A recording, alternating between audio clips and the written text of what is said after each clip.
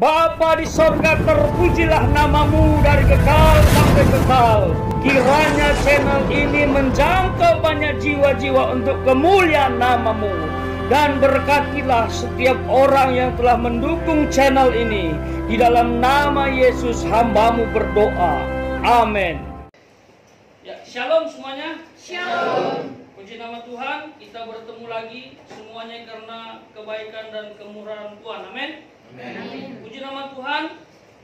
Bapak Gembala mempercayakan tanggung jawab ini kepada saya dengan tema mengakui dan bersyukur atas keajaiban Allah. Nah, berdasarkan ayat yang sudah dibaca oleh hambanya, Bapak Gembala, yang pertama-tama yang perlu kita garis bawahi adalah kata bersyukur. Di ayat yang pertama, dan ini merupakan pujian yang sudah sering kita nyanyikan untuk kemuliaan nama Tuhan. Bersyukurlah kepada Tuhan, sebab Ia baik, bahwasanya untuk selamanya kasih setianya.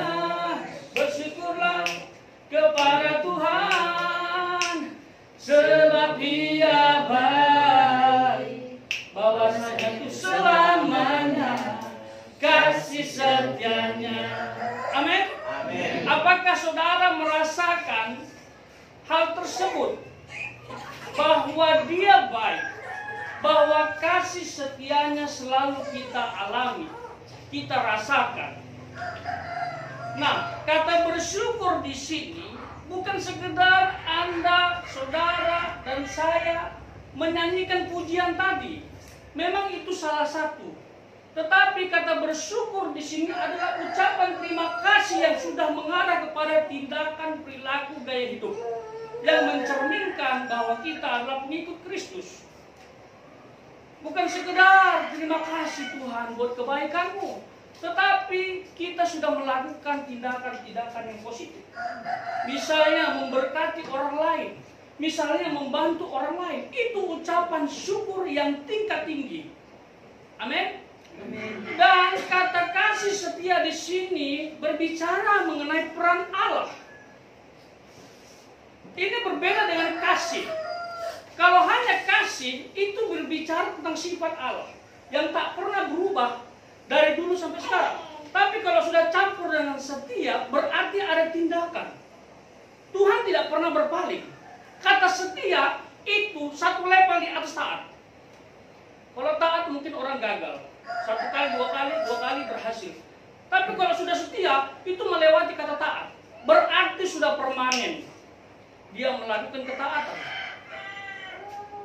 Lalu kalau kata Allah itu kasih setia, berarti Dia mengawasi kita, menjaga kita, melindungi kita, dan tak pernah berhenti. Sekalipun cara berpikirmu mengatakan Tuhan tidak besertaku, sekalipun cara berpikir kita mengatakan Tuhan tidak menolongku, tetapi Dia akan tetap ada dan tetap melihat.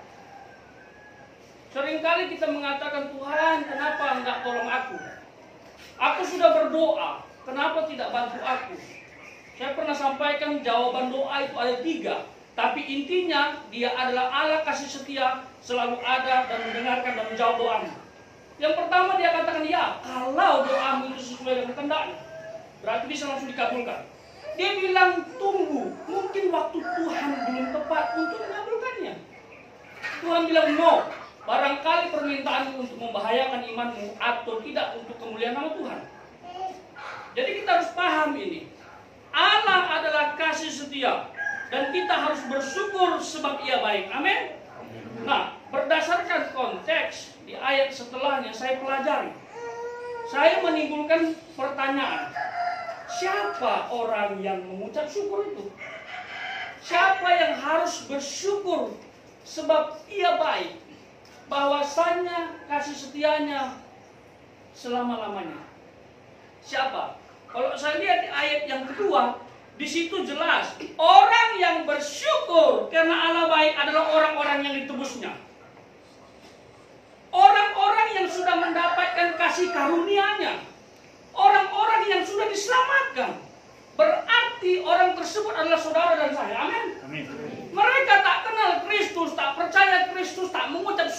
wajar. Jangan Anda paksa. Karena memang tak beriman kepadanya.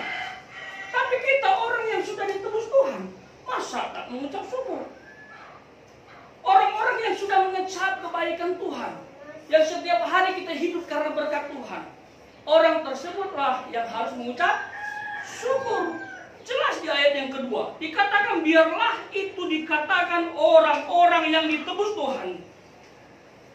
Dikatakan lagi, yang ditebusnya dari kuasa yang menyesatkan. Ada dua golongan yang saya pelajari dalam ayat ini. Orang yang ditebus Tuhan yang dimaksud adalah orang yang dikumpulkan dari berbagai negara. Ada juga yang dikumpulkan dari berbagai wilayah. Mungkin kalau ada di antara kita dari luar negeri misalnya, mungkin ada dari Malaysia, mungkin ada dari Amerika, lalu kumpul. Lalu ada antar wilayah, mungkin ada yang dari NTT, ada yang dari Medan, mungkin ada yang dari Papua, atau dari mana saja. Itu yang dimaksud oleh teks ini. Orang-orang yang ditebus Tuhan, tetapi mereka dari berbagai wilayah yang dikumpulkan karena mereka mendapatkan perlakuan yang tidak baik. Kuasa yang menyesatkan. Di tempat mereka tidak merdeka. Sehingga Tuhan kumpul kayak sini. Kamu dari kuasa yang menyesatkan, kamu harus di sini. Kamu adalah orang yang sudah kutebus. Seperti itu. Dan mungkin saudara mendapatkan perlakuan yang tidak baik di kampung halaman. Mungkin saudara mendapatkan perlakuan yang tidak baik di negaramu barangkali. Ada seperti itu. Tuhan kumpulkan kita. Tuhan kumpulkan kita untuk menunjukkan keajaibannya yang dilandasi oleh kasih setia. Lalu yang kedua adalah orang-orang pengembara. Jadi orang yang ditebus Tuhan di sini berdasarkan teks adalah orang-orang pengembara yang mengalami haus dan lapar karena Tuhan. Kalau bahasa sekarang adalah anak-anak rantau. Pas sekali ya sama kita ya. Saya kenal dengan hambanya ini sudah 11 tahun. Ya pertama kali saya ketemu di Yogyakarta, saya lihat ini orang unik, menarik, jika tersenyum membuat orang tertarik. Dia senyumnya simpel gitu, tapi kayak magnet gitu. Menarik, kita ingin dekat dengan dia. Itu Pak Set. Lalu saya lihat, luar biasa ini orang. Sederhana, rendah hati, lucu. Kalau dekat sama dia 5 menit sekali saya bisa ketawa. Gak usah dia omong, lihat wajahnya saya udah ketawa. Itu Pak Set, dia punya panggilan begitu. Lalu saya berteman dengan dia sampai sekarang, sampai saya mengeluarkan filosofi Barat Timur bersatu ketemu di Bali. Itulah komunitas hati. Itu gagasan saya, ide saya. Lalu saya angkatlah beliau sebagai ketua. Seperti itu. Dan intinya kita bersatu kan dalam perantauan. Dan kita adalah orang-orang yang ditebus Tuhan. Nah, kata haus dan lapar di sini bukan karena makanan atau minuman. Anak rantau sudah cukup diberkati, amin. Saudara lihat perut saya yang sudah menjorok keluar. Satu kota. Saya pernah punya ide mau bikin spidol supaya kelihatan kayak ada right. Berkotak-kotak tapi gagal. Karena sudah terlanjur besar. Kalau saya berjalan ke sekolah kemarin, orang tanya seberapa bulan. Agak tersinggung memang, tetapi kayak ini teguran supaya saya diet. Jadi intinya anak-anak rantau tidak akan mungkin kelaparan, amin. Pak, saya pernah kelaparan? Saudara pernah kelaparan? Kalau pernah kelaparan, saya kalau kanan kiri saudara barangkali dia bisa kasih berkat. Tetapi ayat ini bicara haus dan lapar. Tetapi yang disinggung adalah haus dan lapar jiwa mereka. Bahayanya, ironisnya, anak-anak rantau sering sekali di kampung orang tak memikirkan Tuhan. Dia pikir simpel. Saya tidak salahkan, saya juga alami. Saya ini anak rantau, pengembara, kata Alkitab. Saya harus sukses. Saya harus berhasil. Bila perlu menderita keluar dari kampung halaman, pulang jangan sampai begitu. Kalau belum berhasil, saya tidak mau pulang. Saya harus bawa uang dulu supaya saya tidak malu. Pemikiran simpel ya, itu benar ya. Kebanyakan orang begitu, saya juga. Saya bisa bertahun-tahun tidak pulang ke Medan karena saya takut kalau pulang bikin malu. Pulang bikin malu karena minta orang tua lagi. Di perantauan ngapain? Sehingga banyak anak-anak rantau bekerja keras untuk mencari uang bangun bisnis, bangun usaha, bekerja sama orang, berusaha supaya dipercaya, tetapi dia melupakan yang satu ini, yaitu jiwamu perlu disegarkan supaya tak haus dan lapar akan Tuhan. Makanya orang-orang yang ditebus Tuhan itu adalah orang-orang yang ada dalam perantauan, yang hidup dalam Tuhan, tapi mereka sering lupa. Makanya saudara yang ada di Bali ini, ya, anak rantau, jangan lupakan Tuhan. Boleh berambisi, bersemangat untuk merintis karir, memang harus begitu. Kalau enggak, itu mati kita di perantauan. Serius, bisa mati kita. Saya sarankan kepada saudara untuk bekerja keras di kampung orang. Saya sarankan kepada saudara untuk berambisi, memikirkan hal yang besar di kampung orang. Tapi jangan lupakan Tuhan. Saya selain guru agama, saya juga membangun bisnis. Saya juga pelayanan ke sana ke sini. Bahkan hampir-hampir waktu saya tidak ada untuk orang lain. Bahkan istri saya juga pernah bilang, kok nggak ada waktu untuk aku? Karena saya memikirkan saya harus sukses. Sukses dalam Tuhan, sukses secara finansial, bisa menjadi berkat buat orang lain. Tapi jangan sampai hal spiritual kita lupakan. Karena kita adalah orang-orang yang ditebus Tuhan. Amin. Amin. Kita harus datang kepada Tuhan. Kalau dikombinasikan, Anda kerja keras, mengandalkan Tuhan, mantap. Akan diberkati sukses supaya jadi berkat. Amin. Jadi anak-anak rantau harus lebih berjuang. Jangan malas-malasan. Saudara tahu di tempat kita sekarang tinggal, itu apa-apa mahal kan? Apakah terus kita seperti ini? Apakah kita sampai akhir hidup kita ngekos? Apakah saudara yang memikirkan rumah di tempat ini sudah berpikir untuk beli tanah? Itu harus berjuang, kerja keras. Tetapi ingat ya, nilai-nilai harus diterapkan. Tidak boleh melanggar firman Allah. Apalagi tipu sana, tipu sini, demi menghalalkan segala cara supaya sukses. Itu salah saudaraku, salah. Anak rantau yang ditebus Tuhan tidak seperti itu. Anak rantau yang ditebus Tuhan tetap memikirkan nilai-nilai Kristenan, tetapi juga bekerja keras. Karena kalau nggak kerja nggak usah makan, kata Paulus. Jadi itu yang dimaksud. Orang yang dihimbau Tuhan, disatukan Tuhan dari berbagai wilayah, lalu orang yang ada dalam perantauan, itu yang harus bersyukur kepada Tuhan. Bersyukur sampai kepada tingkat tinggi, yaitu perilakumu mencerminkan imanmu bahwa engkau pengikut Kristus. Amin saudara. Nah ini penting. Ini penting bagi kita. Terkait dengan tema tadi, mengakui dan bersyukur atas keajaiban Tuhan. Alkitab sudah banyak catat apa saja keajaibannya, baik bagi yang tak percaya maupun percaya. Apakah Alkitab ini kurang lengkap, tidak cukup untuk menggambarkan keajaiban Tuhan? Sampai kapan kita masih meragukan Tuhan? So berdoa tapi tak mengimani doa. Mari kita berdoa. Tuhan tolong, aku hari ini susah. Berkata ke Tuhan. Amin. Setelah itu tak percaya bahwa Tuhan akan berkati dia. Selalu mengeluh. Selalu mengandalkan manusia. Kalau saudara sudah doa sama Tuhan, percayai doa itu akan dikabulkan. Atau mungkin golongan kedua, belum waktunya. Tuhan punya timing. Amin. Jadi penting, santai saja, nikmati saja proses. Saya paling suka tema proses, karena proses itu menghebatkan Anda apabila proses itu diresponi secara positif, bukan negatif. Karena ada juga orang pada saat mengalami proses malah meninggalkan Tuhan. Mengakui dan bersyukur atas keajaiban Tuhan. Jadi kalau saudara bersyukur sampai kepada perilaku yang positif, menjadi berkat pada orang lain, ini adalah unsur mengakui. Otomatis toh, kalau saudara ketemu sama orang lain misalnya, tidak percaya Tuhan, lalu saudara mendapatkan berkat dari Tuhan, lalu saudara bilang, oh, puji Tuhan, Tuhan Yesus baik, teman saya dapat uang ini, Tuhan Yesus berkati saya. Itu sebenarnya sudah mengakui bahwa Anda pengikut Kristus.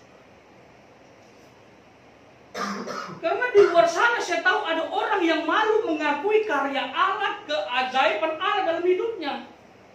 Dan ada juga orang yang sangat berani mengakui imannya. Kita sebelah mana? Kita yang mana? Paham maksud saya? Contoh, saya mendengar berita ya, baik di televisi maupun di YouTube yang sekarang tren YouTube ya. Di situ ada para YouTuber membahas tentang artis yang pindah keyakinan karena harta, tahta, dan cinta, bikin malu.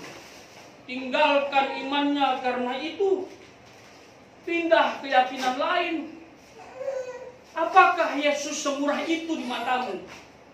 Sampai kamu gara-gara harta, tahta, dan cinta tinggalkan Yesus. Engkau mualaf. Engkau tinggalkan Yesus hanya gara-gara harta, tahta, dan cinta. Engkau abaikan keselamatan yang berasal dari Dia. Ini bikin malu. Tapi ada juga artis yang saya bangga. Dia meninggalkan keyakinan lamanya, masuk kepada Kristus, menjadi Kristen. Orang yang masuk Kristen itu menemukan kebenaran. Orang yang tinggalkan Kristus itu meninggalkan kebenaran.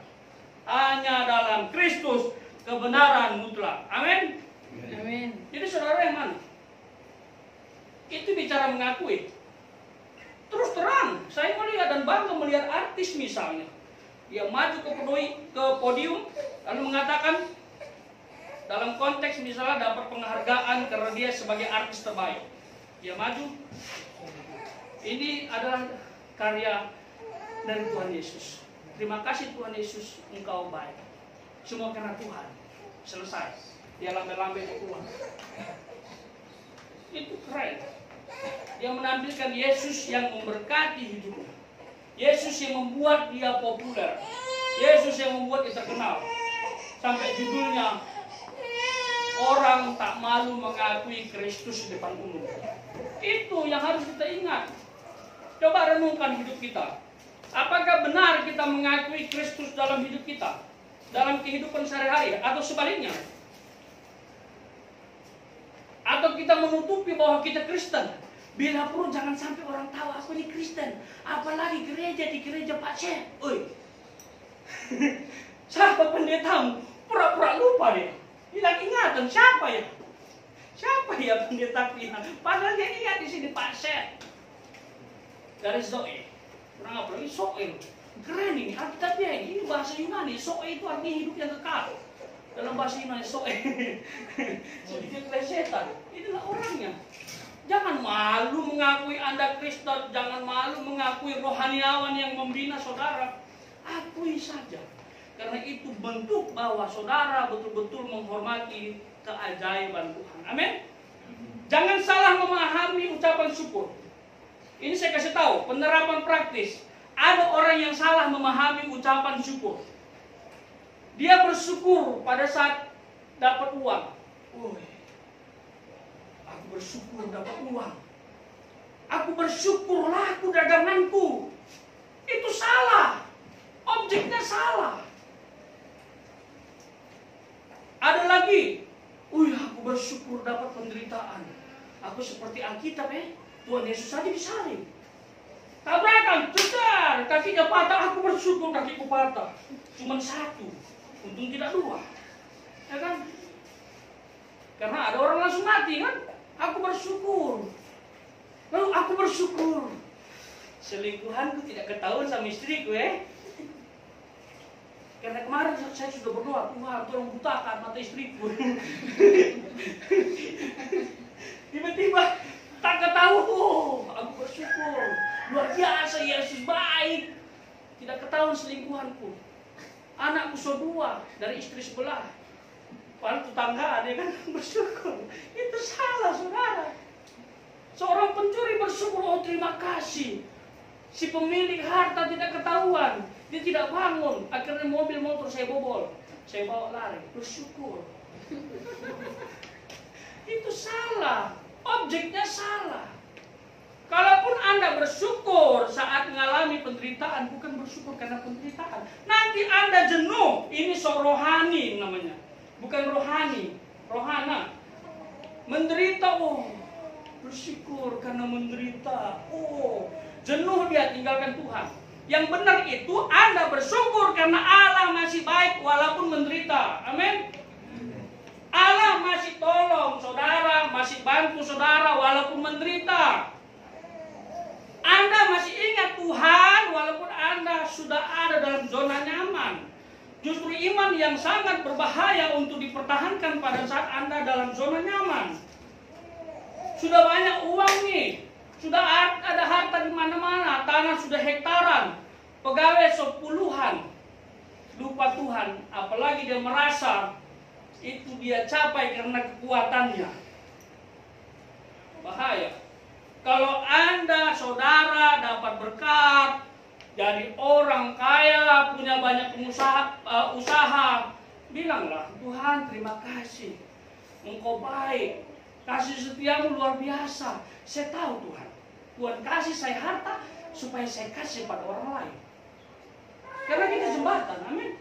Bangsa Israel pun jembatan keselamatan. Tanpa mereka mungkin kita tidak dapat keselamatan. Karena keselamatan itu melalui Israel. Makanya mereka disebut sebagai jembatan keselamatan. Semua para nabi dari mereka. Kita adalah ranting yang dicangkokkan. Maukah saudara jadi jembatan? Jadi jembatan saling terikat. Kalau saya diberkati bukan berarti untuk saya saja. Saudara juga diberkati bukan untuk saudara saja. Tetapi untuk dibagikan kepada orang lain. Jadi apapun sikon yang kita alami, fokusnya Tuhan. Karena Tuhan masih baik, masih punya kasih setia untukku. Amin. Karena pengakuan, ucapan, syukur atas keajaiban Tuhan, itu akan menguatkan imanmu, akan melahirkan pengharapanmu, dan akan menimbulkan kasihmu kepada sesama.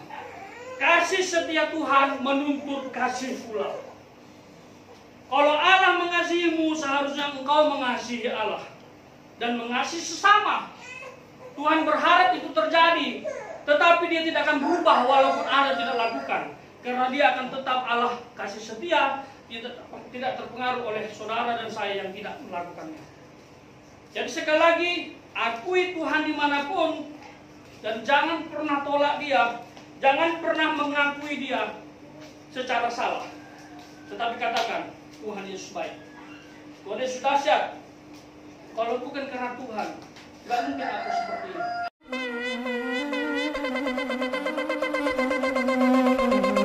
Joy to the world, the Lord is come.